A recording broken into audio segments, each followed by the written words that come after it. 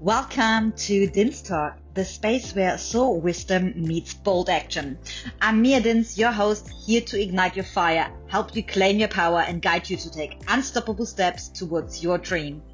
Every episode is designed to awaken your purpose, fuel your passion, and spark transformation in your life. It's time to step into your truth and never stop. Let's dive in. Hello, guys. Welcome to another episode of Din's Talk, where we will get raw and real and authentic. That's what I'm all about. And there's so much that I want to share.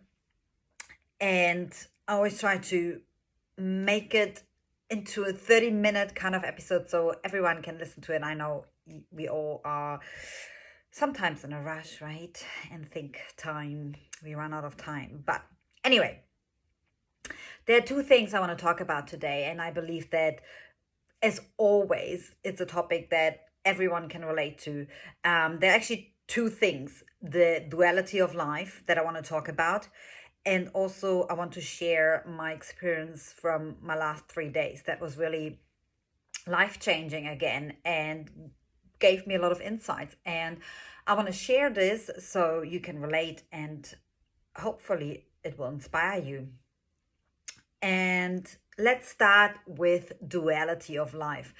It's so interesting because, in general, when we look, on social media, or we see something in a television or in movies or magazines, whatever, we always see this little snippet, right? And most of all, it's like happy people and they have everything, and that's what's portrayed. But hardly ever we get shown, or we actually ask ourselves about the duality. What is happening behind the scenes? What are these people doing? Let's say like there's a person showing their abundant lifestyle on social media. Do you see what they're actually doing at 3 a.m.? How do they get up? What is their morning routine? How do they speak to themselves? And who are they surrounded with, and what do they do on a day-to-day basis?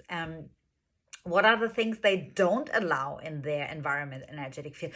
All these nitty-gritty things, right? How do they eat? What do they eat? How do they exercise? And all that stuff. And of course, nobody's like filming their life like 24/7 unless it's like a reality show. And that's not the point. The point is for us all, when we look at things, to always question and consider the duality of life. We have day and night, we have the sun and the moon. And I always like this beautiful analogy of we can only see the beautiful bright stars in the sky when it's dark. That's just simply it. And that's how God, the universe, created it. How beautiful is that? And it's a beautiful analogy for us people to take into life. That most of all, we get to see the most beautiful things when we have to go through some dark phases in our life, dark passages. When I talk about dark, it's like where it gets harder, where we feel pain, where things are much more challenging, and where we have to face shadow sides of ourselves. And most people avoid these things because they think it's a bad thing. They're going backwards, or it's because it's uncomfortable. But this is where the magic happens. This is where it actually happens. So also, before I go into my experience from the last 3 days with the duality, it's interesting because people message me on social media like, oh my gosh, your life looks so amazing and you look so happy, and how do you do that? How do you afford that? And all that stuff. And they think it's like easy like that. It comes to me and everything. Yeah, it is a flow because I follow the calling of my soul. I trust myself. But there's a duality to that. What they want, what most people want, is the life they see, right? What's depicted on social media. But are you willing to have these breakdowns at 3 a.m. in the morning, these days when everything just feels really heavy? Are you willing to let go of everything that's familiar to you? Are you willing to let go of your familiar surroundings, the place you're living in right now, the safety. Um, whilst I'm traveling from place to place, I often don't know anything about the place. I don't have all my comforts all the time. And there's so many things you have to just let go of. And yeah, are you willing to just have two pieces of clothing because you don't want to carry it all the time, and you don't want to have heavy luggage? Are you willing to let go of your familiar gym environment and just change it constantly? Especially for all those athletes out there, are you willing to do that? And also with my food, I am raw vegan and I don't get to do all my usual meals like I'm used to. I just have to, simplify them because I have to work with what I've got. I don't always have a blender or a juicer. That would be luxury. And things like that. Just consider that when you're traveling a lot, you don't always have to comfort. Now you're willing to go on a 10-hour bus ride. That is not always like very comfortable. And sometimes things are obviously not working out and you may run late, you don't catch the connection, you don't speak the language, you come across rude people, whatever. There's so much. And are you willing to constantly step into the unknown? That's what I'm doing. That's my life right now. And so I'm just like asking you right now to take this moment and to really tune in whatever way this feels good to you. Maybe you want to close your eyes, touch your heart center, breathe, go out, whatever. Are you living the life right now because this is what you want and you love doing it? Or are you living it because you're used to it and it's comfortable? This is a very important question. And most people avoid that question, to be honest, because it can be painful to realize I'm actually just here where I am because I'm comfortable, not because I want to be here. That can be very painful, and most people avoid this question because they feel ashamed or they're scared of the answer. And I mean, I was there 1.5 years ago, or longer than that, when I realized when it started to crumble, when my soul was like really loud and knocking on the door very loud. I could not ignore it anymore. That this is not the life for me. It is absolutely dimming my light. It puts me into a box. I was so restricting myself. But I had to go through this. And now I'm going through this phase where I travel a lot, where I go from place to place, which can be unsettling at times. Yeah, it's a duality too, to constantly, there's like a plus and a minus. There's like always. I constantly have to let go. I constantly have to readjust and, set up my surroundings. And I'm personally like to have my little nest, my little space, where I can feel safe. That's personally for me, that makes me feel safe. I don't need much, but just my little own space. And at the same time, this letting go, I find it very rejuvenating and it's refreshing. And I constantly get new stimuli, like new environments, new energies. And I don't get the chance to settle for less, to get comfortable in a way. What I've realized is it's always like this cycle of like, okay, intention setting, new place, new environment. There's always a new insight coming, something new I'm learning about myself, of course, about life, and then I share it with you guys. And then I also have to, when it's time to leave, there's always a time when I retreat, go inside, because of course the ego wants to hold on to things. I'm getting attached, and then I learn that about myself, and this constant letting go, allowing new things. And it's a constant cycle of renew, letting go, shedding, renew, letting go, shedding. And it is so beautiful that I get to experience that, because I feel like it is really amplifying and enhancing my growth process, and I'm evolving so fast that I can't keep up myself. And this is all needed because it's preparing me for everything that's to come.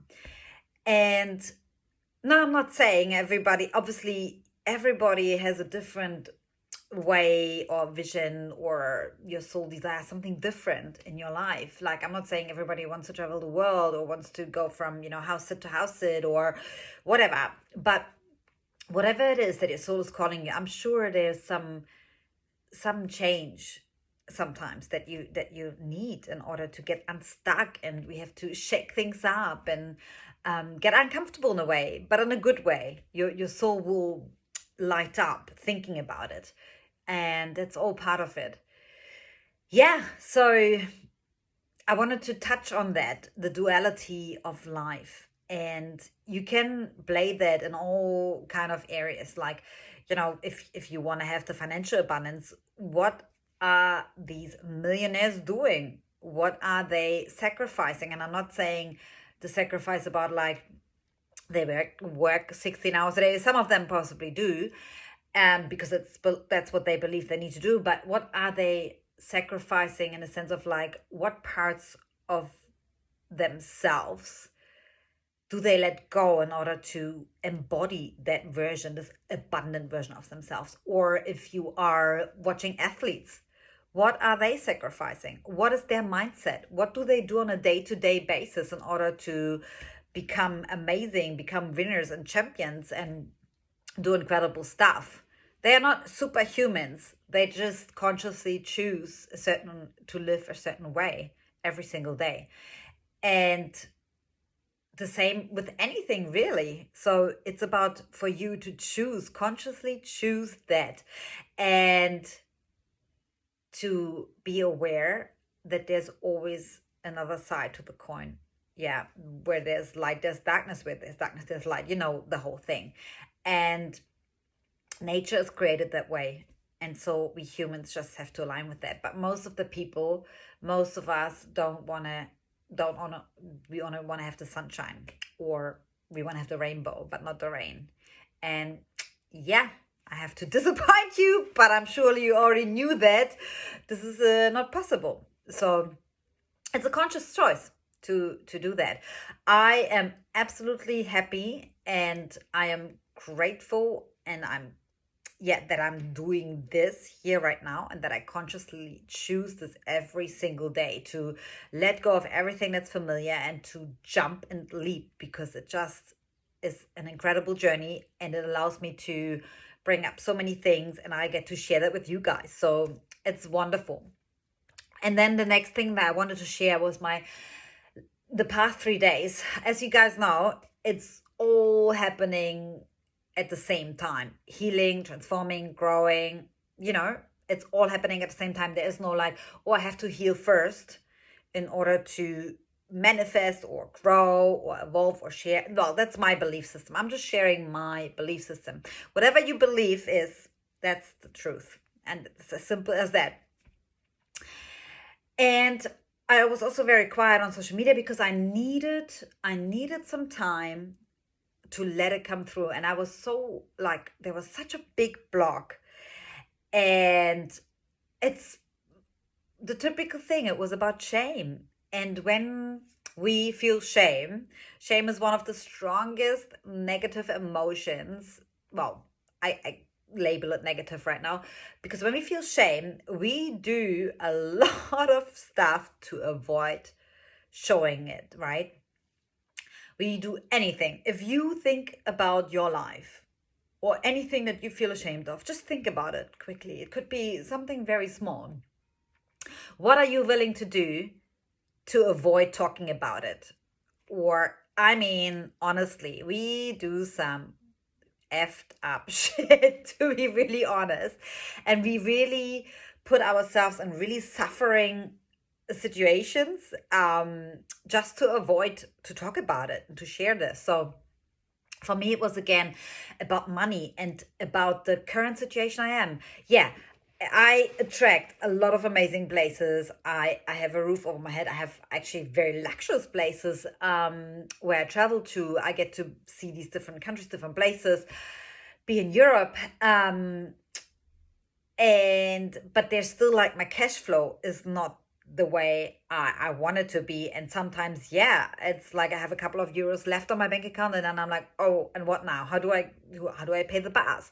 What about food? And I have discovered still that I'm still trying to cover this up and feel so ashamed about it because of the judgment, society paradigms. Oh my gosh, Mia 37, she's like living this way, and then who does she think she is? And then even asking for help in this very moment is the hardest thing for me because I'm not used to it. I'm not used to asking for help. I got so conditioned to sort it myself and to also hide it. Yeah, and it's all like paradigms from childhood and even ancestral stuff that I have in my DNA. And I'm talking about that in a minute because it's very important. It's also the work I'm doing. So I want to share that more and more because most people are not so aware of it, or they think it's not important. But from my experience and the experience I have with my clients and the people I'm surrounded by, it is so huge and it can really change your life if you tap more and more into it. And as always, guys, I'm not saying this is about staying there and being in victim mode. Absolutely not. It's for you to be empowered. And I feel like when these parts of your soul get acknowledged and seen, it's your healing is just accelerated. You just are able to let it go and to be okay with it, and that's all it is. That's all it is. Yeah. um so there was this shame, and oh my gosh, I made it so hard for myself. I was like, I wasn't even talking about it. I wasn't even like calling my best friend or my soul sisters, my people who are close to my heart, not even my family. I was trying so hard to avoid it. And so I am blocking the flow of energy. And what happens to me personally is I start to feel really tired and unwell and really like low in energy, and I really want to sleep. And like, yeah, you get trained, right? When you are working against your flow, against everything, and you're blocking yourself, you can't really receive the life force energy. You're not connected to your soul in that way. You're blocking that connection. I mean, you're always connected to source energy and stuff, but you're blocking yourself. And boy, that was building up. And then I had this amazing session with Anna about human design and so much more. It's not just human design, it's going beyond that. But one of her main tools she's using is the human design. She's one of my beautiful soul sisters as well. And it just, in that moment, I needed that container where I literally can just blurb it all out. I felt safe, and I felt like I just can cry. And the session really started with me being like sobbing like a baby, and I just needed that moment. And throughout the session we untangled so many things, and just being seen, being heard. And also my ancestors came through, my grandmother from my father's side, and with my father.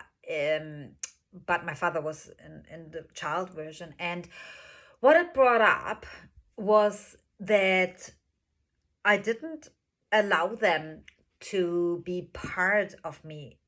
And what that means, like, I absolutely love my father, and he died when I was 13. And this is not the part that I denied, but I denied the part of my lineage that was, poor, having the poverty mindset, the abuse, the domestic violence, the shame, and the frustration, anger. These are all like deep ingrained like paradigms and emotions that I carry in my energetic body, and that, the trauma that got stored. And it's not even mine, but I, of course, carry it on, take it on. That's how it works. And this is scientifically proven as well. But it's not the point. It was really like a pivotal moment, because they have been children once themselves, and especially because my father was like shown as a younger version, as a little boy, just seeking for love and understanding. And all it took for me was to acknowledge them, and to show them my love, and to realize I have really pushed you away. I felt ashamed. I felt ashamed of this part of my family, of this, like, yeah, it just is. And they did the best they could to, with all the tools they had at that very time. Yeah. And they didn't have the healing tools that I have available right now. So to do that and to alchemize it and to transmute all these like emotions and shift it into something greater and to create abundance and to change the family lineage. Yeah. I am the chosen one in my family to do that. And my soul chose that. And if you're listening to this, you might be too. I'm sure you are. You feel drawn to this energy talking about this. So this is not something always glorious to be the chosen one. It's literally, it's the work. Your soul chose that because you have the strength and you get all the tools given along your way to do that. And it was such a powerful session afterwards, of course. And it's still like there's still so much opening up.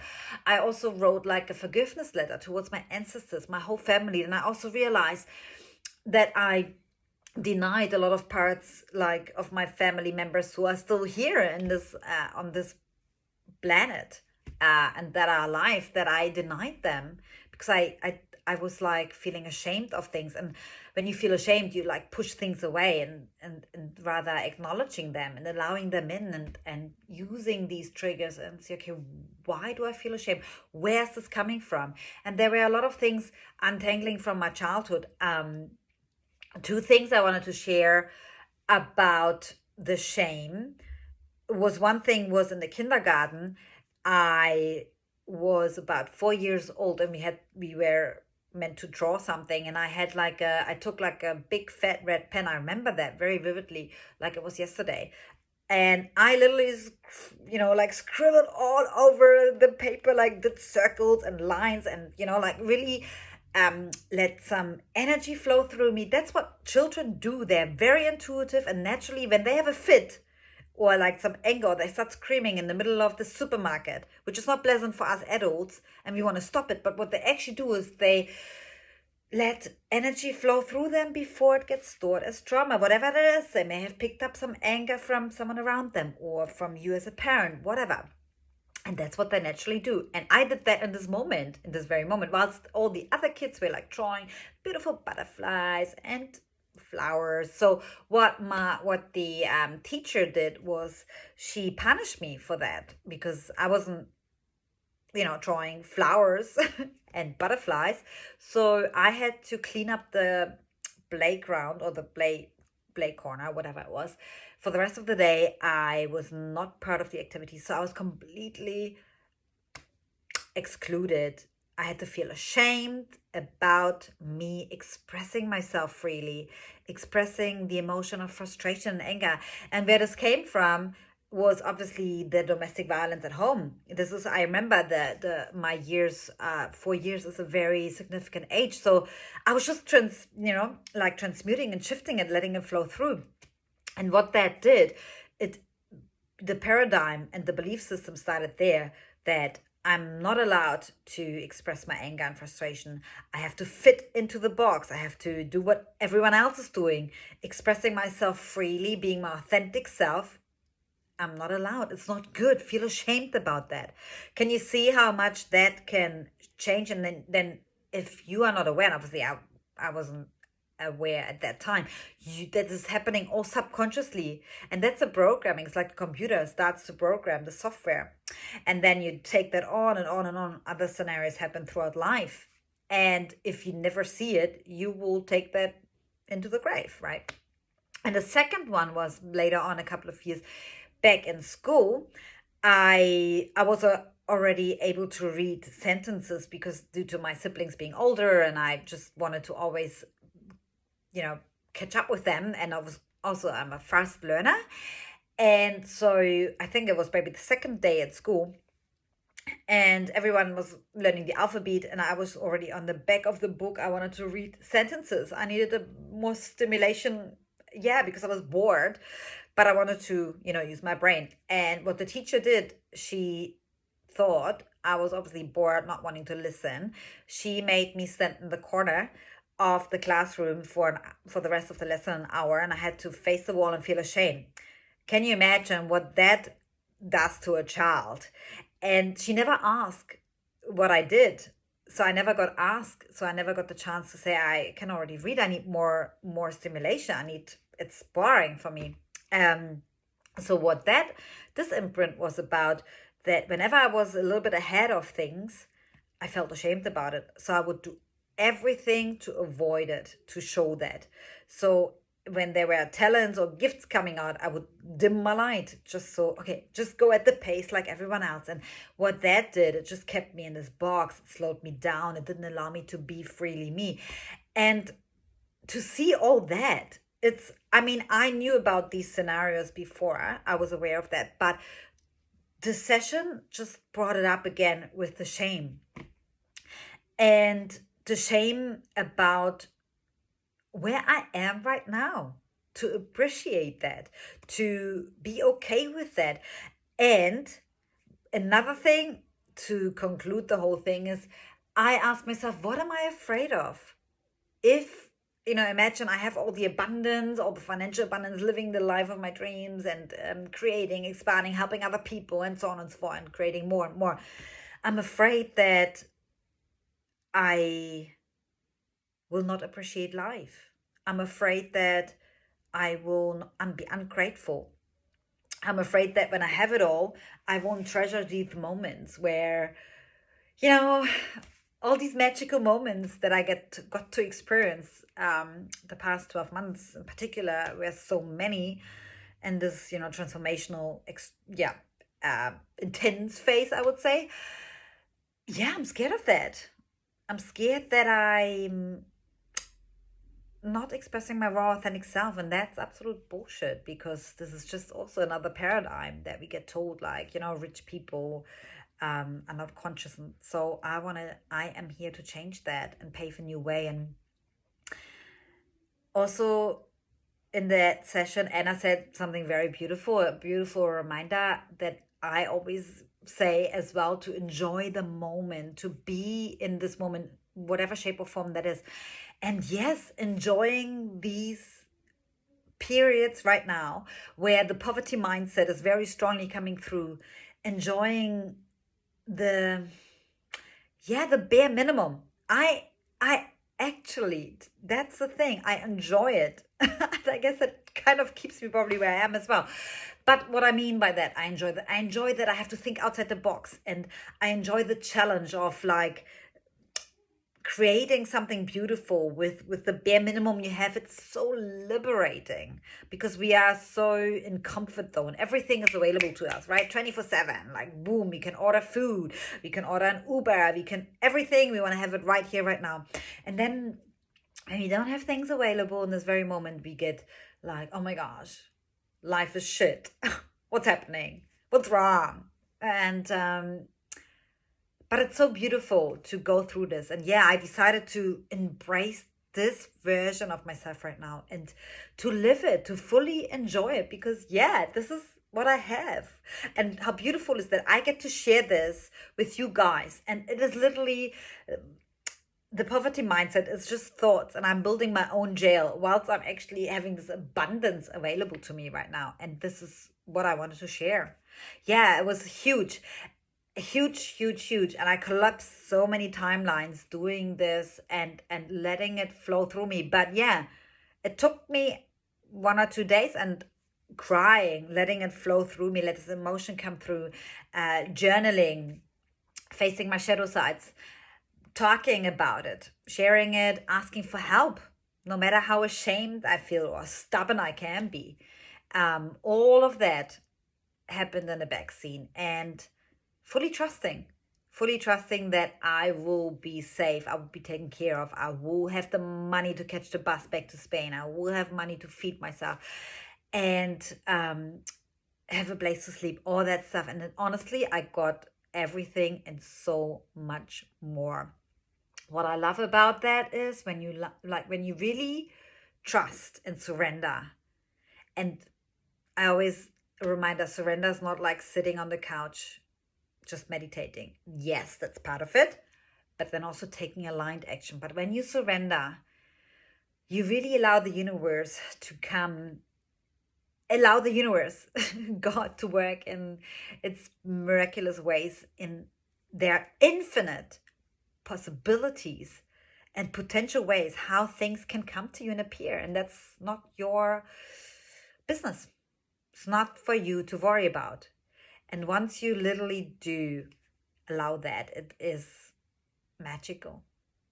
And that's what I love about that. Honestly, when you go through these phases of crumbling and then you come out of it, like you have been in this cave and this darkness, and then you come out of it. And even though in that cave, I'm going to be honest with you guys, I learned to enjoy this time too, because this shedding, this crying, this letting go is so revealing, and it's beautiful, and allowing yourself to take this time and to be with yourself and getting to know yourself on a deeper level, seeing parts of yourself, holding space for you, allowing yourself to be this way. It's very important. Don't skip that. This is the most important part, actually. And allowing yourself to be real and raw and cry. And so many ask, how long? Let it be. I don't know how long. It is. Your soul will guide you. You will know when you're ready to move on, and really allow yourself to work with your own unique cycle, with your soul, and let it guide you on this journey. And that's all I wanted to share for now, because I found it so powerful and I needed to share this. And what also part of my purpose is here to ride through those emotional waves. They are very big waves that not even surfers want to catch. Little joke here on the side. No, but seriously, I ride these waves. I move through them. I shift through them. I grow. And then I'm meant to share this. And it's not always, most of the time, it's not pretty. It's not easy for sure, but it is rewarding. It is so rewarding that I get to share this here now. And I hope that this inspires you and fires you up. And whatever it is you feel ashamed about, stop hiding. Talk about it. Talk about it. See it. Acknowledge it. There are so many things we feel ashamed about. Our body, our family, where we come from, the work we do, maybe things you like that others don't. But stop hiding and avoiding. Be you. Embrace it. Because there's nothing to feel ashamed about other than not being your raw, full, true, authentic self and shining your light and living the life that you want. I feel like this is something we should probably feel ashamed about. But there's no judgment here or labeling or whatever. Just be you. Real and raw. That's what I'm here for. And I love doing this, and it's empowering. And it's important for me to show you guys and talk about the shadow sides as well, the duality. And the more you embrace your humanness, the more you provide a container for these strong emotions in whatever shape or form. It can be pain, it can be anger, it can be absolute bliss and joy. It's very strong emotion too, right? But allow it. And the more you allow these emotions, the more enlightened you become. This is actually the real work. This is actually the real spiritual work. And to embrace the duality of life, of our human self, the spiritual self, the soul, the 3D, everything. And that's a whole package. And that's what I wanted to share with you today. I was just having a free flow and let it be. And soon we will have some guests here on Din's Talk. I have a few lined up, and let me know what resonated with you. Share that with anyone who needs to hear this. And if you have a specific topic you want me to talk about, because there's so much to talk about, please share it with me. Hit me up, DM me, whatever. And I'm so grateful that you listened and tuned in. And I wish you a wonderful, beautiful day, night, whatever it is. And stay raw, stay real, and talk to you soon. Love you. Mwah. Thank you for tuning in to Din's Talk. I hope today's conversation sparked something within you. Remember, You have the power to align with your soul, take bold action, and live a life fueled by passion. Don't forget to subscribe, share with others, and leave a comment if this episode resonated with you. And as always, do it, never stop. Until next time, keep claiming your fire and your power.